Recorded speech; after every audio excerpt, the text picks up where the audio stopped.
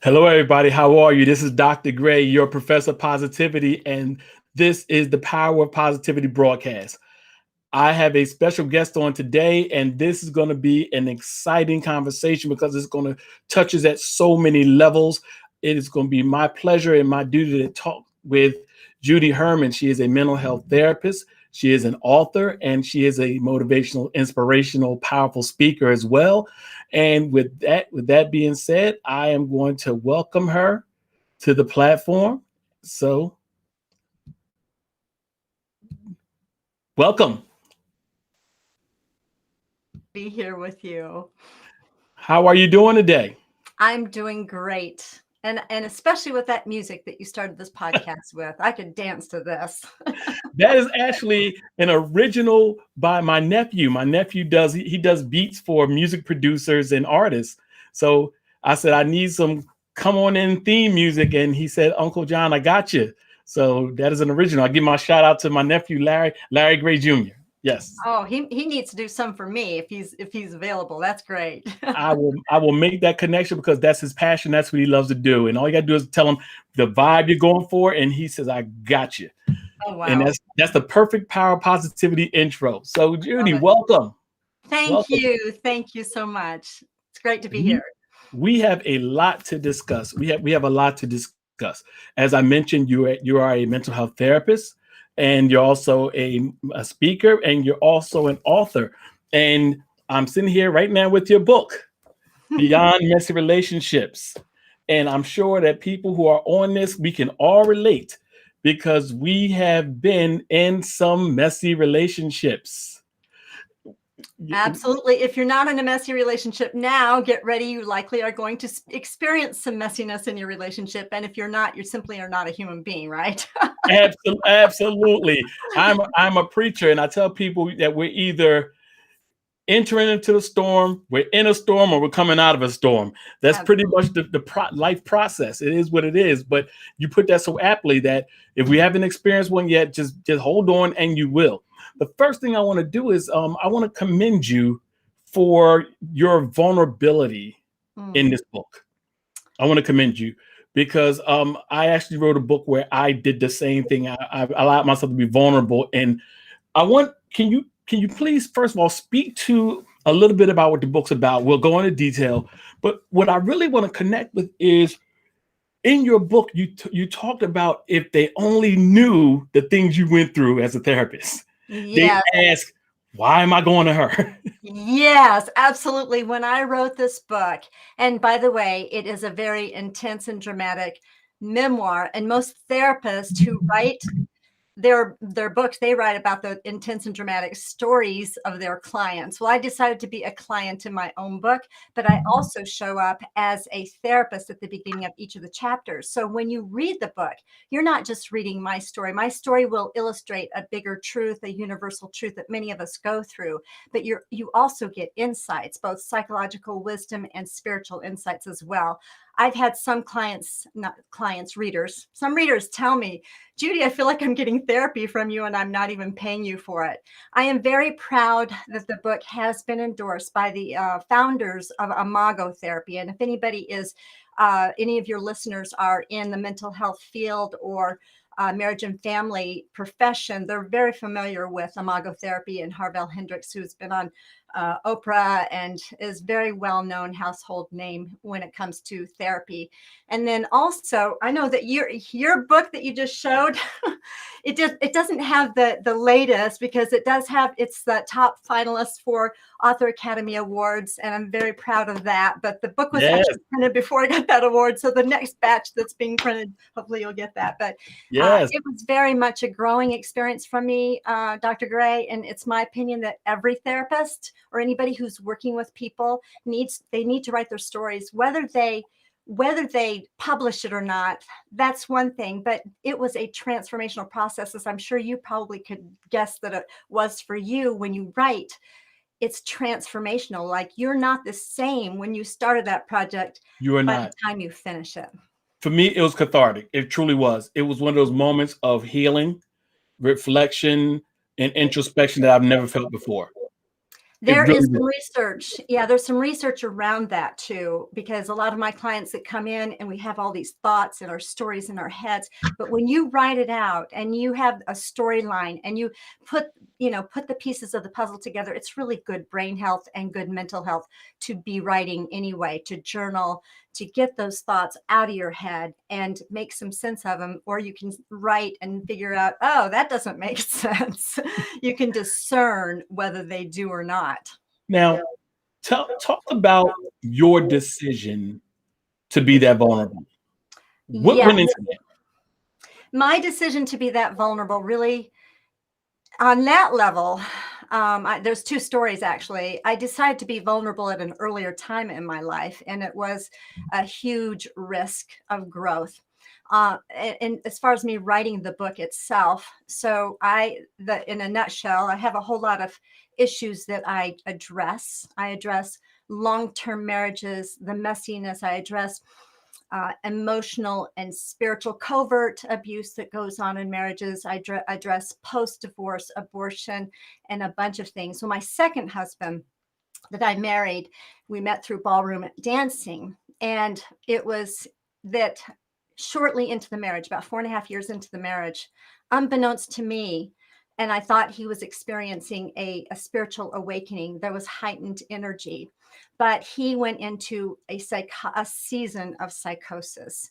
And when it happened, not just once, but then 3 years later, there was there was something I had to do different. I couldn't wake up and live Groundhog Day, even though in between those times, and he was a wonderful husband on so many levels, and we were partnering together. And actually, he was my biggest cheerleader in my writing this book, which is very, there's not a lot of husbands that would have that kind of character.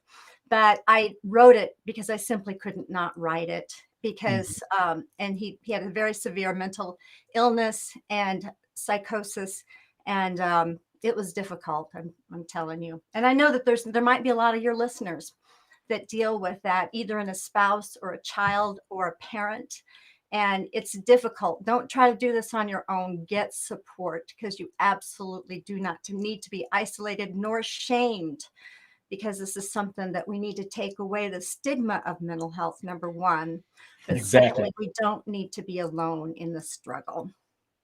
And this resonates with me at a lot of levels because prior to my marriage to Angie, I was in a relationship with someone for a number of years who was bipolar.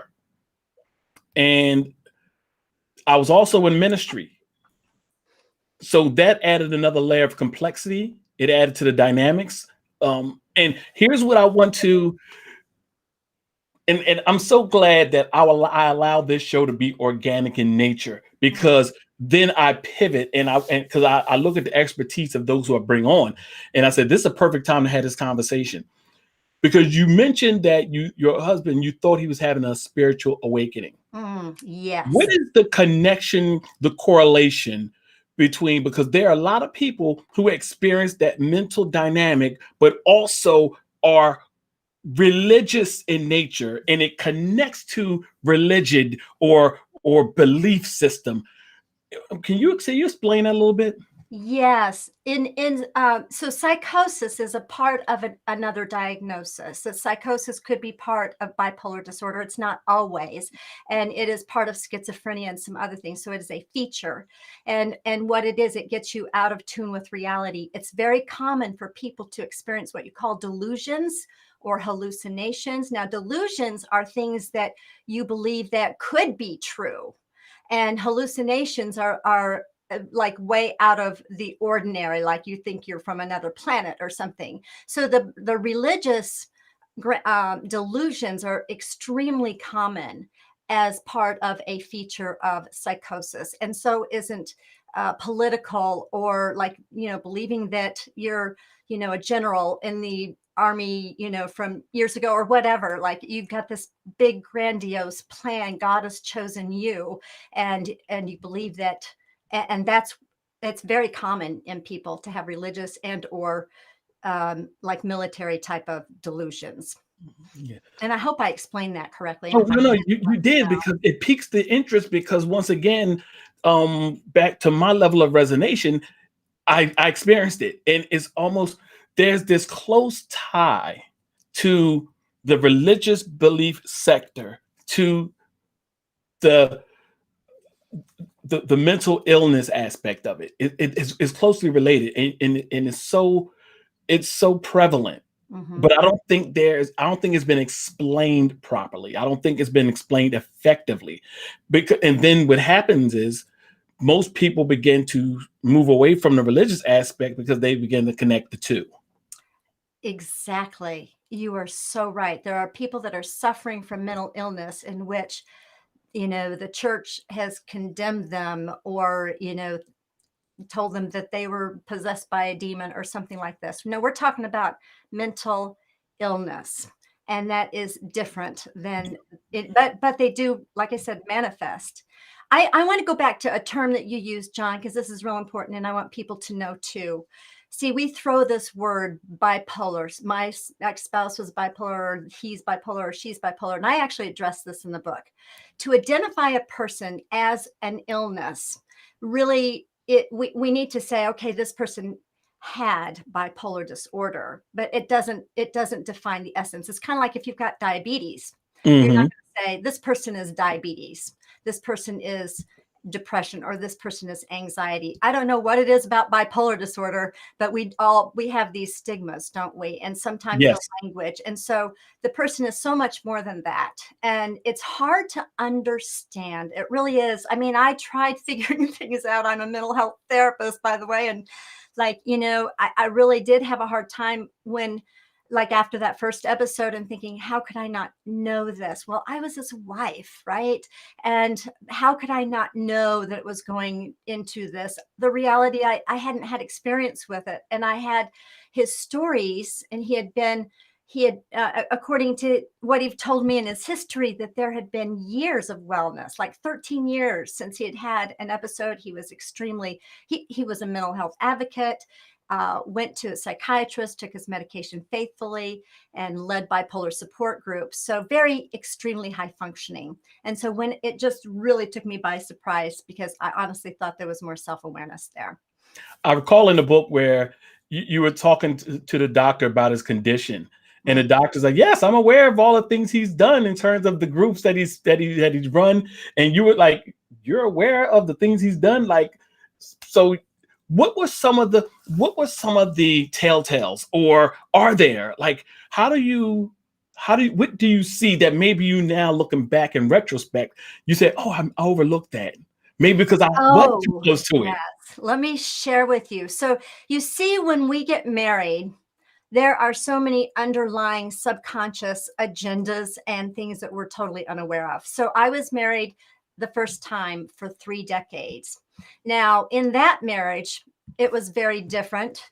Yet and I call them relationship dances. They're actually patterns. And so when irritability showed up in my second husband, I was so used to that dance. And I am a people pleaser. And a lot of us as therapists, we have this empathy, right? We attract people who maybe don't have empathy themselves, or it's kind of like, I know I'm not going to Mhm. say, I know we throw the N word narcissist around a lot too, but to have a partnered marriage, it really takes a partnership, and we have this power over. So I was so used to that, and there's no way that you can live 3 decades of your life, right? Even though you become a mental health therapist, because I hadn't always been a therapist, and I was doing my own healing through this process. So these similar dances showed up, and so I was already familiar with them. And so that's how I kind of missed it. But it was seasons of irritability. But every time he went through an episode, I learned more, I grew more, and then I was more cued in. My awareness increased. I was hyper aware by the time the last one happened. And I knew there was nothing I could do to stop that train. It's like a train, and everybody has choices, right? Everybody has choices. Yes. And that's where it's like, it's so easy to sit here and judge. you know he had a choice all these times, and but only God can judge. And so we don't understand. And anyway, I want to mention there's a book that, and there's a condition when a person does have mental illness and psychosis, and it's called anosognosia. So there's a part of the brain that it affects the part that can make sense of the past or have insight is diminished or damaged. And so a person's like, if they recover from their psychosis and their illness and they're operating as normal, then their narrative of what happened is likely not accurate. The intent, the level of how others have experienced them, their ability to empathize, it lessens. Okay, we'd want to judge that. I don't understand, but I'm going to just leave that to God. Gotcha. Let me reset the room again. This is Power Positivity, and I have the privilege of speaking with Judy Herman, mental health therapist, and also author and speaker as well. If you have any questions for her, please, by all means, put those in the chat because we do have some comments that are coming up. And for example, that hard to understand the mood swings and they can hide their triggers well. And so yeah, that's it. It's almost like when you said it's like a train. The train is coming, Yep. but you don't see the train until it's upon you. And that's how I felt. I didn't see it. I was like, wow, what just happened? Now, what I would like to do, Judy, and I'm gonna have a transparent moment as well, because as a pastor, Mhm. it's almost like it's this sense of failure that you don't see certain things coming down the pike, Mhm. or did I handle that correctly, or so when you wrote your book, and you alluded to it several times in the book, when you wrote it, how did you process the fact that I'm a therapist and this is what I'm dealing with, and I didn't see this coming down the tracks? And how did you process that from a professional standpoint? That's a good question. I think my whole journey, you can learn a lot. You can see it in other people. But I think this, for me, how I processed it professionally, maybe is the same how I processed it personally, is that I've learned how to give myself grace. And I've learned too, thinking, okay, I might lose my private practice here. I might lose my license for writing such a thing, but I have discovered it really it has brought more people to me. It has saying, oh, if this has happened with her, I can. They've just, instead of like this professional persona, I've got all my degrees and my letters behind my name, but it just made me more real to people. And you know what? I just had to, like, this has been a journey, of course, but I've just had to go outside, look up at the sky, and just pray, say, Lord, here I am. It's learning how to know what you have control over and what you don't have control over. Mhm. You don't have control over another person's moods. You do not have control over their feelings or their bodies. You don't have control over their thoughts. You hope that you can make some influence, but that is not yours. That's Too not. many factors involved for you to own it. Mhm, mhm, And we, absolutely. we have a comment here, and Andre Bella Lloyd. Hey, Sister Andre, how are you? And she says, my niece has a hard time like this, and I feel like I failed her as a mentor and an aunt.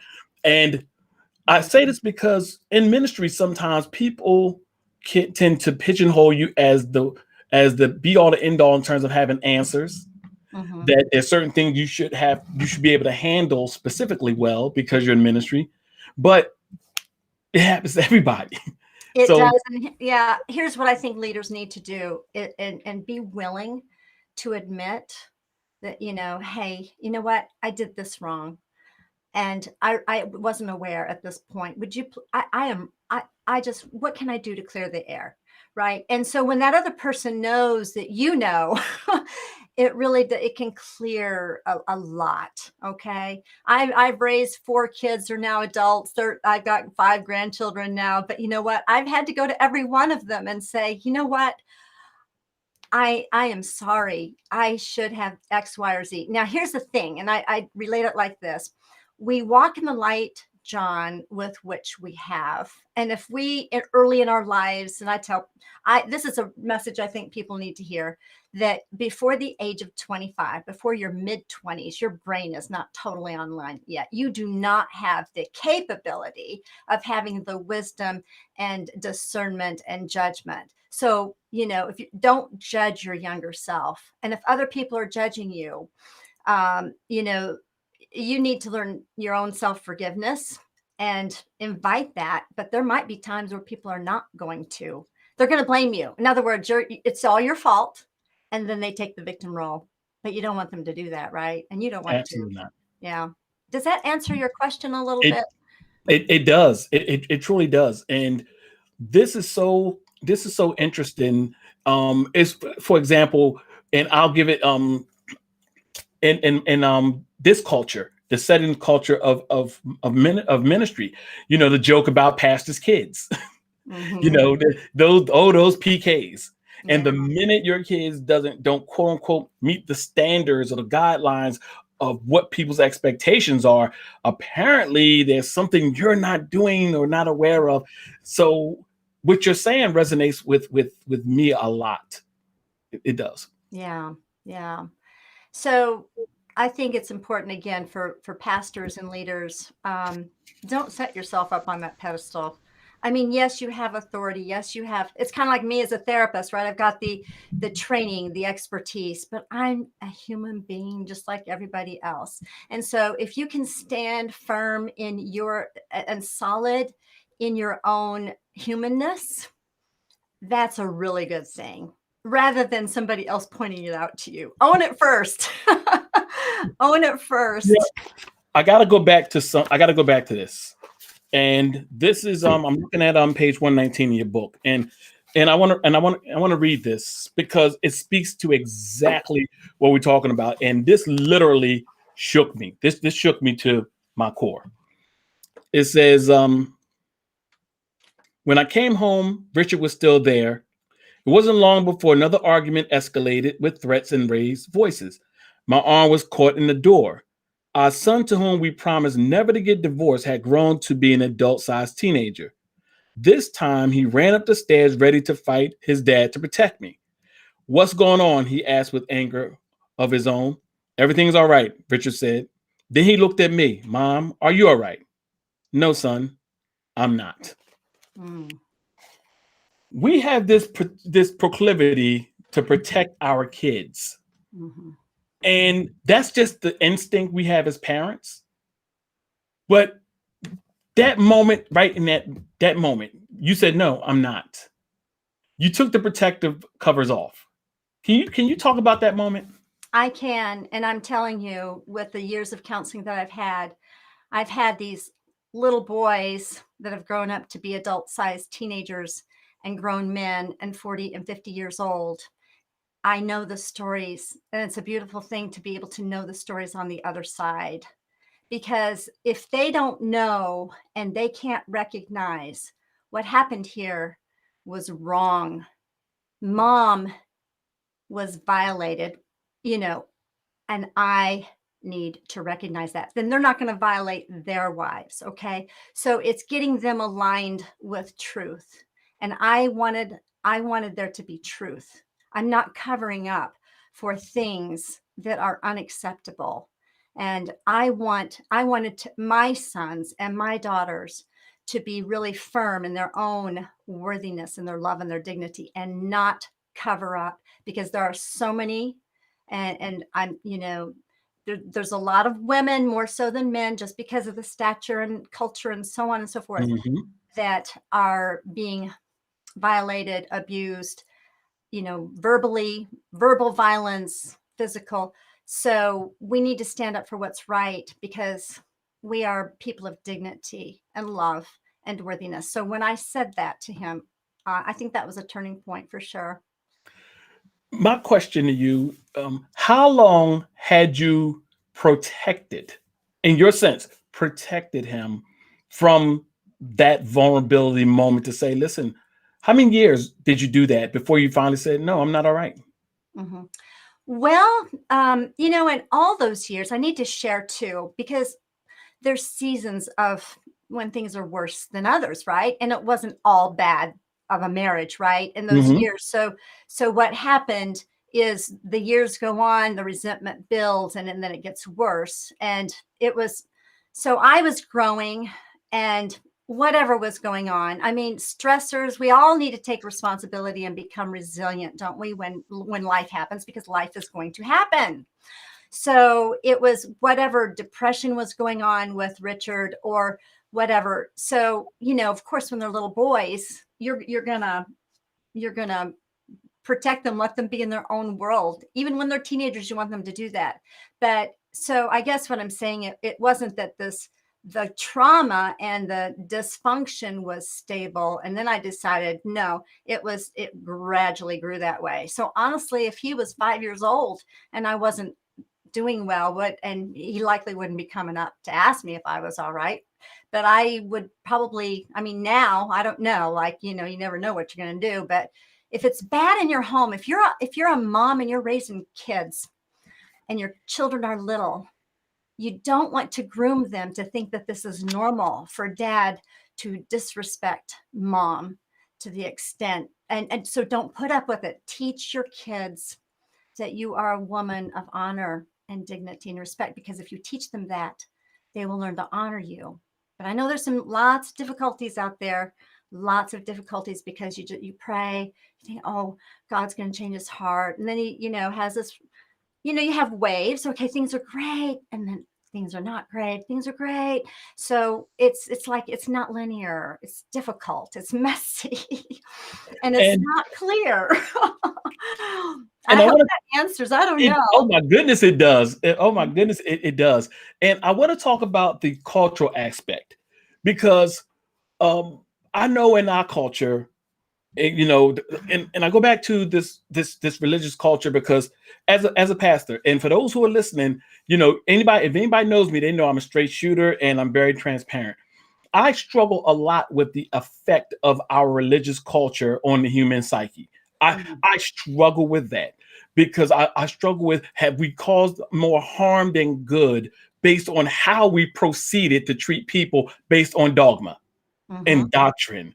I mhm. I'm a pastor and I say that Yeah. because I wonder how what we've done. And I say that because I know that a lot of the culture of the church frowned upon divorce, Mhm, and people were ostracized as a process of as a product of being product of divorce. And we so much abuse was dealt with, or we we just stayed in mhm, abusive relationships because, oh my goodness, divorce is so awful. And I'm a divorced pastor and I caught it. mhm. I mean, I dealt with that dynamic. So can you speak to that a little bit about the cultural aspect of why people hang in there and allow themselves to be in these toxic relationships, or as your book says, the messy relationships? Yeah, that a great observation. And it's not just one denomination. It's not just, see, we're talking about like history. We're talking about years of women being owned by, or we read it in the Bible, don't we? We read these stories. So this is something that is pretty ingrained. But I so appreciate this, John, because yes, we have these doctrines that are not good for our mental health, and the dogma can be very toxic. And then we go into this, somebody's right, somebody's wrong. Well, this is a relationship dance, right? They both have co-created the mess. And so whether it's the shame issues that hadn't been dealt with in the past, like in my case as a woman, and thinking, oh, this is all I deserve because I'm, even though I'm a Christian and I say I'm living by grace, but at the same time, I'm living my life as, oh, if I do all these good things, if I do this, it'll make up for that shame and guilt that has been hanging around. And so so when you get, as an individual, you get cleansed, and that you are not that person from the past, and that past doesn't define you. And then like it's less likely that you're going to choose someone that is going to degrade you and reinforce this idea that I don't deserve anything better than that.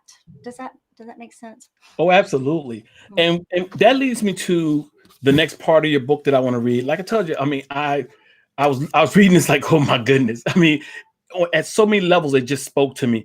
Uh-huh. And when you said we co-created this dance, we Mhm. co-created this dance, We did. and I want to read this. This is on page 11, actually, the aware of awakening. And it says, we get misaligned through messes in our marriages. Most conflicts with couples I've seen come from unresolved issues dating back to before they were 9 years old. Mhm. That makes our childhood stories worth examining. Personal history holds awakenings that can help get beyond the messes. So, what you're saying essentially, and help us out here, what you're saying is that the mess I'm dealing with in my relationship is because of some stuff that happened before I was 9. Yes. Subconscious. Now let me explain this Yeah, because please. yes. So when you have a conflict with your spouse and it was just that conflict, that's one thing, but we do things so automatic and subconscious. So when we're young, we have these relationships, and I know you had lots of stuff going on in your life, right, John? I mean, not mom and dad raising you till you're 18 years old, right? But if you did, like, if you were in an intact or whatever family and whatever siblings and however you decided, we all go through. We go either toward pleasure or away from pain. That's just the way we are built as human beings. Okay, Yes. so our brains are being developed throughout our lifespan, and our brains are not totally online until we're 25. So we subconsciously take, and it's like it's the dance that we've always done with the others that have been attachment people in our lives, right? And then we inadvertently take them into our adult relationships. So that's why this journey of breathing fresh air, increasing your awareness, connecting the dots in your life. I know a lot of people don't want to talk about it. They want to just forget about their traumatic history, but it's important for your brain to be able to discern, because when conflict happens, let me just share this. Okay. Actually, I don't know if I can show this to you real quick. Yes, I'm going to show this to you because I do this in my account. So when you react, fight, Okay. flight, freeze, this is the reptilian part of the brain. I show this to my clients, right? And I let them know, okay, we got to get out of this. Well, see, the part of that part of the brain doesn't know the difference between past and present, doesn't know the difference between you and other. It only knows danger or safety. So if you're trying to relate while you're in this danger or safety, you're not even relating at all. So we've got to take those deep breaths. And that's why that acronym this formula for breathing, it slows down the nervous system. But anyway, for us to get aware, keep on being aware. We know that, I don't know how many, 90 some odd percent of the things we think and do are habit. So we need to realize, if we have aha moments, oh, wait, yeah, that's what I did as a kid. It worked when I was a kid. It doesn't work now. So does that kind of answer that? It does. And we have someone on the line, Annie Adams Edwards. She said, with my ex, I used to think it was me. Then one day we had a real talk, and he admitted that his issues had nothing to do with me, but actually it was due to an experience he had as a child. There you go. There you go. Yeah. Hmm. Which brings me back, and can you talk to this a bit? There's a quiz called the ACEs quiz, Adverse Childhood Experiences quiz. And the higher your ACE score, they ask you 10 questions. And the Hmm. higher your ACE score, the more adverse you are to having toxic relationships, emotional instability as an adult, health issues. So what you're saying is right on key with the ACEs quiz, that the things you deal with that aren't addressed because you're dealing with that adversity is almost like you're reliving that adversity over and over and over again because it has been unresolved. Subconsciously, Dr. Gray, subconsciously, we all long to be healed. And we look for that subconsciously in the mate that we choose. So there's this longing to be healed from the past, and it definitely needs to be done. So raising our awareness. Now that's why we have chemistry with some and we don't have chemistry with others. Mhm. I tell people when I'm working with them, and they don't want to keep dating the same kind of person that abused them, and they might have this pattern. Well, we need to become more aware. and the more aware you are, the more you grow, then you're going to likely attract someone not that doesn't have those issues from the past, but has also reached a level of healing in which there's this higher way of relating and also awareness. So doing your own work is vitally important, but you will have chemistry with someone who has something that's similar, whether I call it either covert undercurrent emotional abuse or outward covert abuse. I mean, outward abuse. So anyway, it happens, like, because people say, oh, it's because of their childhood. Mine was this and theirs was that. I mean, no, they're not really that different. One was just undercover. Can you speak to this dynamic? You know how to say hurting people hurt people? Mm-hmm. Um, it seems like hurting people attract hurt people. Like the very thing that we say we don't want to be with, or the person that we don't want to become in a relationship with, because it seems as that seems to pair up. Mm-hmm. Why is that? I guess kind of going back to what I just said. Now, see, hurt people don't need to stay hurt. Hurt people need to get well. We don't want to be Yes. in a perpetual state of hurt. And so you need to heal from it. Okay. So you can have some hurt from the past, but you don't want to be living that. You don't want that to be a permanent resident in your soul.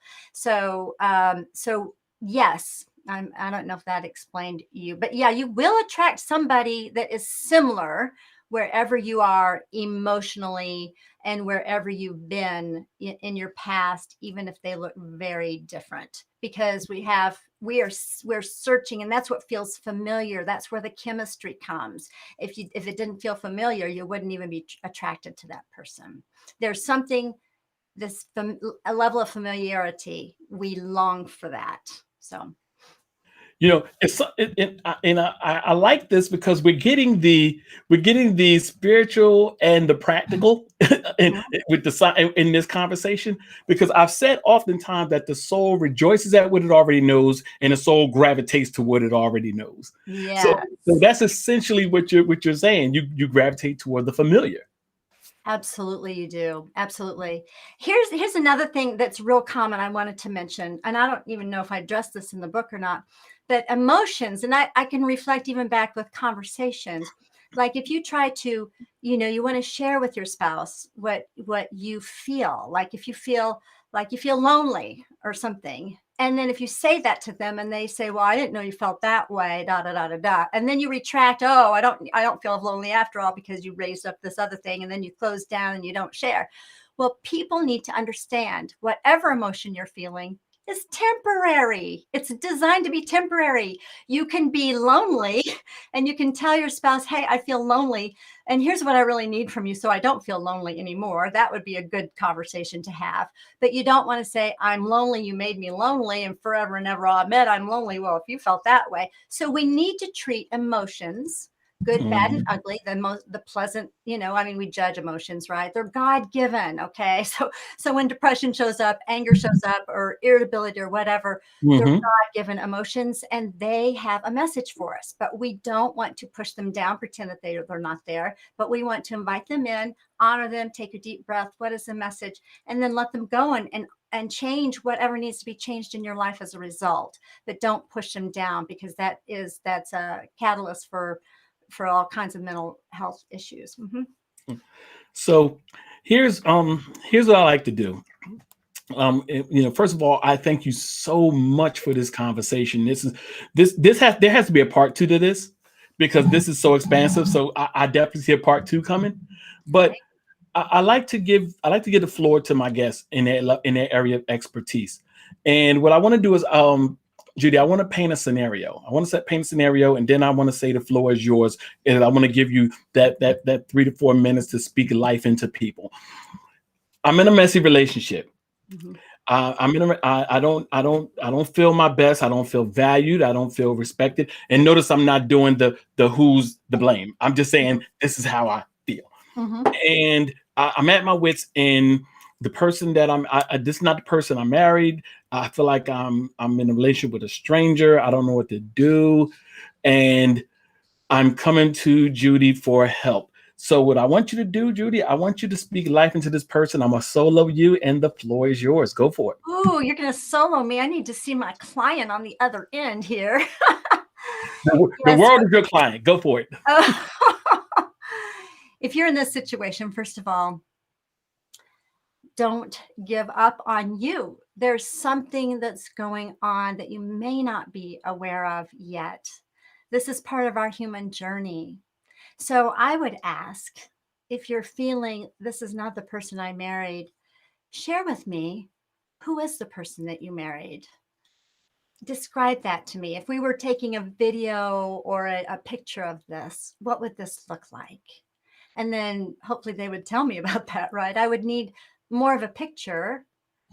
I'd like for you to just share with me what's going on and what has been done in the past. How have you tried to change this? And if change happened, what would that look like for you? One thing is that realize that you are a person of dignity, love, and respect. And do you believe that about you? Because it's true. And whatever has happened and however this relationship happened, it is so worthy to take these deep breaths of air. Just take a deep breath right now and just take a deep breath and then slowly breathe out and take time for you, because sometimes the awareness comes and it's a punch in the gut. Sometimes you may be thinking, I've been living this way all this time. Why didn't I notice this before? That's part of our human journey. So take a deep breath of air, and the air is awareness. You're so worthy for this journey. And the I, and take another deep breath and breathe in air again. The I is intentionality. What's your next step right now? Take time. Take time to pray, take time to reflect. Is there someone in your life that you can trust to tell what's really going on? Is there someone that can handle and share with you and just be or just listen to you? That's so important. And maybe this has taken a step toward making a counseling appointment, getting out of this, because when we're in a difficult relationship, we get isolated, and isolation is your biggest enemy. And take another deep breath right now. Breathe in air again, and then slowly breathe out. Again, this is a risk of growth. The R in air is a risk of growth. So maybe it's risky for you to look at your own past, trying to make sense of your own story. Maybe you've done a whole lot to keep from that happening and bubbling up. But I want to let you know, you have what it takes. You have what it takes. And you have what it takes to take responsibility. Oh my goodness. Oh my goodness. I felt like I was in session. I love it. I love it. Ladies and gentlemen, this is Judy Herman, and the book is called Beyond Messy Relationships, Divine Interventions to Your Authentic Self. Judy, can you just let everybody know how to reach you, how to connect with you? Yes, you can connect with me. My website is judycounselor.com. You can actually get the first 3 chapters for free. Just scroll down to the bottom of the page. You can also take a relationship stress quiz just to see how you're doing. And that is also available on that front page of the website. Now, I'm showing up every day, Monday through Friday, on my Facebook page. So go to Facebook, Judy K. Herman, and would love to meet with you there. And that's at noon Eastern time every day, Monday through Friday. So I'll have guests. Actually, the month of this month that's coming up in April, I'm going to have a whole lot of therapists as guests. So you're going to get a lot of therapy. Not a substitute for it, but anyway, yeah. So reach out to me there, and it's been a joy. Thank you so much. I've loved this conversation, Dr. Gray. Awesome. Oh my goodness. I had a blast. And like I said, even my lad, Marley, he appreciates it too. He's like, he just wants the world to know that he had a blast. Well, I appreciate you because I can definitely tell. First of all, I love it that you read my book and you resonated with it, and you're a pastor, and you hold a lot of power for people. I know that's a huge responsibility, but your own life is a beautiful model that people can be safe with you. That's wonderful. I'm Yeah. gonna for sure tune in and read your book as well. Thank Thank you you so so much. much. I think my journey has allowed me to give grace to people, to be Mhm. compassionate, and to be empathetic, because I can relate, and it would be hypocritical of me to be any different because I know we are, we are human. We're nobody's perfect. The minute we meet perfection, we're no longer on this planet. We've crossed the plane. If we Absolutely. yeah. So I think it just gives me grace. So Judy, thank you so much. This is an Oh, awesome conversation. I cannot wait to do round two. all right. And and you've heard it here first. Everybody, we're going to do round two with Judy Herman. All But right. thank Thank you you. so much, Judy. I All appreciate you right. being here. Appreciate you too. Thank you. Everybody, that was an awesome, awesome conversation. And I just want to thank my guest, Judy Herman, for being here and giving her wisdom around such a delicate yet needed topic.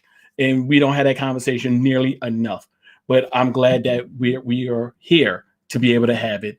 This has been Power of Positivity. I am your host, Dr. John Gray, the Professor of Positivity. And for now, class is dismissed.